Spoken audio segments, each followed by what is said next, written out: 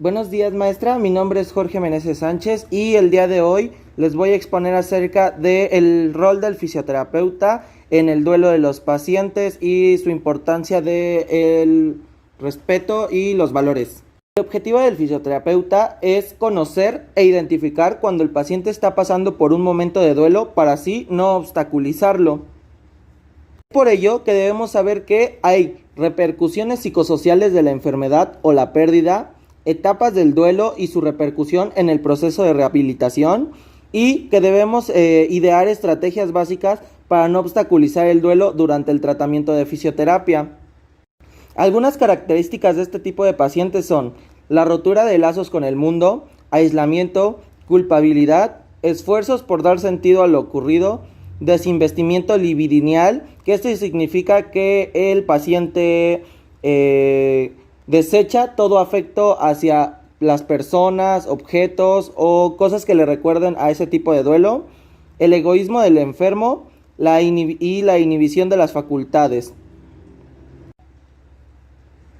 Esta actitud de la persona puede preocupar a la familia y a su entorno. Es por eso que nuestro deber como fisioterapeutas es intentar explicarles que estas conductas son naturales y pasajeras y que son consecuencia de la nueva situación en la que se encuentra la persona tras lo ocurrido: enfermedad, pérdida de un ser, objeto o un ideal.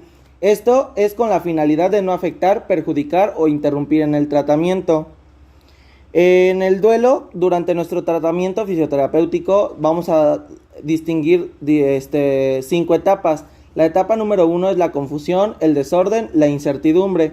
La etapa número 2 es el rechazo y la negación. La etapa número 3 es el proceso de duelo propiamente y la simbolización. La etapa 4 son las reacciones al alta. Y la etapa 5 es la integración en la sociedad y la adaptación.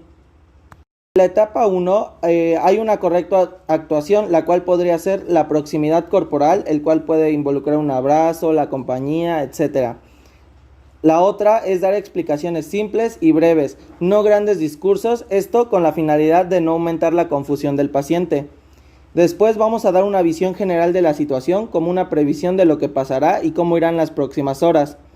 Después, la noticia o el shock, que a pesar que en este momento difícilmente nosotros veremos a las personas en fisioterapia, ya que suelen ser atendidas por los equipos de emergencia o urgencias. Durante la etapa 2 está el rechazo o la negación. Aquí intentan no romper este mecanismo de negación, ya que poco a poco, por evolución natural, la persona irá asumiendo la situación. Después, la persona comienza a salir del shock, pero se adentra en la negación de la situación o los hechos. O aquí presentan un deseo de aislamiento, de evitar enfrentarse a cualquier estímulo y negar la pérdida. Posterior a esto tenemos la etapa 3, que son el proceso de duelo propiamente y la simbolización.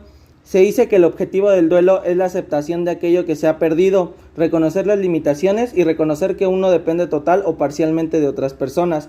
Este último puede llegar a obstaculizar la evolución, ya que el sujeto puede ser considerado como una humillación o un desprestigio. El proceso de duelo nos permite asumir que lo perdido ya no está, dejándolo de buscar ahí donde estaba para convertirlo en un símbolo mental, en un recuerdo, y de esta manera crear nuevos lazos en ese espacio que se ha quedado vacío. La finalidad es romper los lazos con aquello que hemos perdido para poder recuperarlo de forma simbólica y de esta manera poder ocupar ese espacio vacío con experiencias nuevas. Posterior a esto tenemos los errores en la concepción del duelo, que es considerar el duelo como una enfermedad. El duelo no es una enfermedad, sino un proceso psicológico de cicatrización, y el creer que hacer el duelo es olvidar. El duelo no es olvidar lo perdido, sino asumir la pérdida. Después tenemos las situaciones que favorecen la correcta evolución del duelo, el cual son el tiempo, la expresión de las emociones, rememorar, sentirse acompañado, las formas de contención, que es tocarle el hombro, estar cerca, abrazarlo, etc. No negar el duelo, es como usted con lo que ha pasado necesita hablar de esto. La empatía, valorar la subjetividad de la persona y animar en los inicios del duelo no es aconsejable, es decir, no querer que esto se le pase rápido. Durante la etapa 4 va a haber lo que son las reacciones al alta o la recaída. El paciente empeora cuando se le da en alta.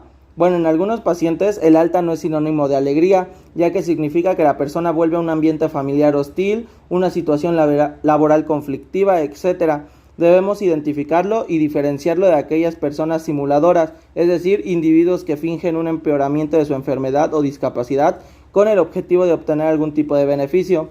También es importante anticipar, eso quiere decir avisar con antelación del alta que vendrá para derivar en caso de ser necesario.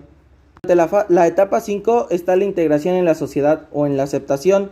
Esto quiere decir que el paciente debe vivir teniendo en cuenta su enfermedad o la discapacidad.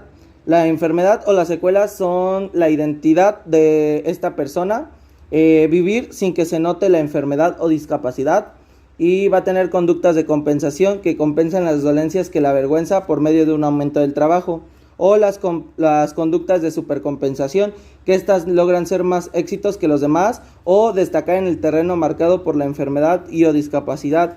Y el chiste de esto es no favorecerlo, sino porque puede tener una alta probabilidad de frustración el paciente.